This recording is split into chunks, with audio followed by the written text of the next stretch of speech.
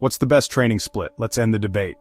This is by far one of the most common questions I get asked, every single day, and I get it. You've probably heard a dozen different answers from trainers, influencers, and gym bros. Don't do that split, it's a waste of time. Oh, this split is the secret to gaining mass. Bro, you're doing it all wrong. So today, I want to clear up the confusion and give you a real, no BS breakdown of training splits. What works, what doesn't, and how to choose the right one for you.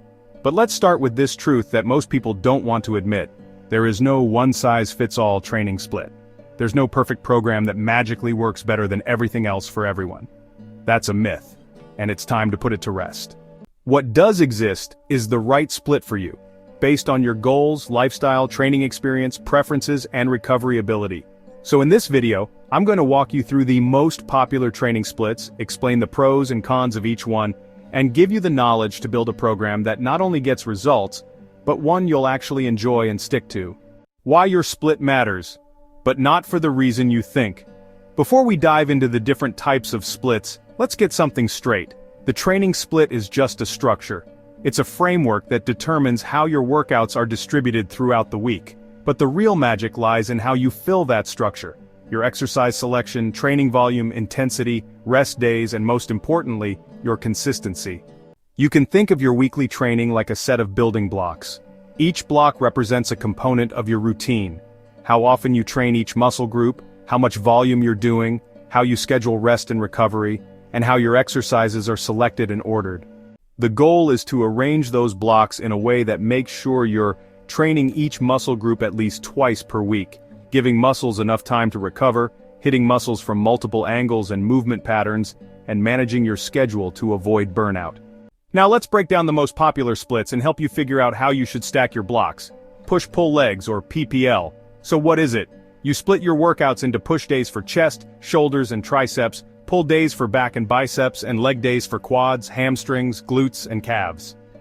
Pros-focused movement patterns. Each workout targets similar muscles, which improves performance and recovery. Efficient volume distribution. Easier to manage fatigue because you're not overloading too many muscles in one session. Perfect for high-frequency training. Works amazingly well for 6-day-per-week routines, 2 full cycles per week with 1 rest day. Great exercise variety. You can rotate your compound lifts and accessories easily. Cons works best with a high-frequency schedule. If you can't train 5 to 6 times a week, you might miss out on volume or consistency. May feel repetitive for some, especially if you don't enjoy training legs twice a week. Can be harder to adapt for beginners who aren't used to this much training volume.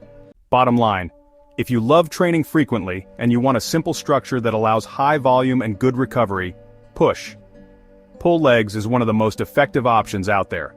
Full body split, what is it? You train your entire body every session, usually 2 to 5 times per week. Pros: incredible flexibility. You can move workouts around the week without worrying about overlap or missing muscle groups. Ideal for low-frequency schedules. You only need to train 2 to 3 times a week to hit every muscle twice. Efficient for beginners. Full body routines teach compound movement patterns and build a solid foundation. Simple and effective. Great for general fitness, fat loss, and recomposition.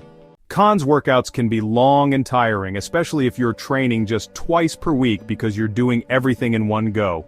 Lack of specialization. It's hard to prioritize specific muscles when you're hitting all of them every day. Can feel repetitive if you're not changing up exercise order or rep schemes. Pro tip: rotate which muscle group you start with each day. For example, start with chest on Monday, back on Wednesday, legs on Friday. You'll always have more energy for the first few exercises. This helps balance your effort across the week. Bottom line, great for beginners, busy people, or anyone who wants flexibility without sacrificing results. Upper-lower split, what is it? Alternate between upper body and lower body workouts, usually 4 sessions per week. Pros: balanced and straightforward. 2 upper and 2 lower sessions per week equals training each muscle group twice. Great for intermediate lifters, gives more volume per body part than full body workouts. Easier recovery than high-frequency splits, especially for those with busy lives. Cons: upper body days can be long and fatiguing since you're hitting chest, back, shoulders, biceps, and triceps all in one workout. Also, there's a time imbalance between upper and lower days. Leg days are usually shorter, which can feel uneven. Perfect for those who want a moderate training frequency with solid structure and results, without committing to a 5 or 6 day program. The Arnold Split, also known as chest, back, shoulders, arms, legs. What is it? It's a 3-day rotation designed for 6-day per week training. It focuses more on volume and muscle pairing. Pros no chest-shoulder overlap, which spreads volume better and allows greater focus and recovery. It's great for advanced lifters who want to train hard and recover properly. Plus, there's lots of volume for upper body growth. Ideal, if that's your priority. Cons: it needs a 6-day commitment. If you miss a day or two, the whole cycle gets thrown off. It can be too intense for beginners or anyone with a tight schedule. Also, leg volume may suffer unless you're careful about planning. It's fantastic for experienced lifters with the time and dedication to train 6 days a week, but it requires serious consistency. The bro split, so what is it? Well, it's simple. One muscle group per day, chest on Monday, back on Tuesday, legs on Wednesday, and so on. Let's talk about the pros. First, total focus on one body part. It's fantastic for developing a mind-muscle connection. And honestly, it's mentally satisfying. There's something special about having a biceps day or shoulder day. Cons: the biggest flaw is that you only hit each muscle once per week, which is far from optimal for muscle growth. Progress is slower unless you're an enhanced bodybuilder with elite recovery. It's also an inefficient use of time. You're often not doing enough total volume across the week. You can modify it, add frequency, adjust volume, but once you do that, it's not really a bro split anymore. Outdated and inefficient unless heavily modified, this is the only split I truly don't recommend. So, what's the best split for you? Here's the truth. The best training split is the one that fits your schedule, matches your recovery ability, aligns with your goals, you actually enjoy, and most importantly, you can stick to long-term. Training is not about doing what sounds cool or what influencers say works best for them.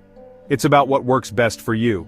As long as you're applying the fundamentals, like training each muscle group at least twice per week, managing your volume and recovering properly, you will make progress.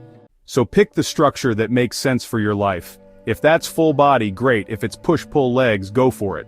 If it's upper-lower, that works too. Just maybe leave the bro split in the early 2000s where it belongs. Let me know in the comments what training split you're using, or planning to try next.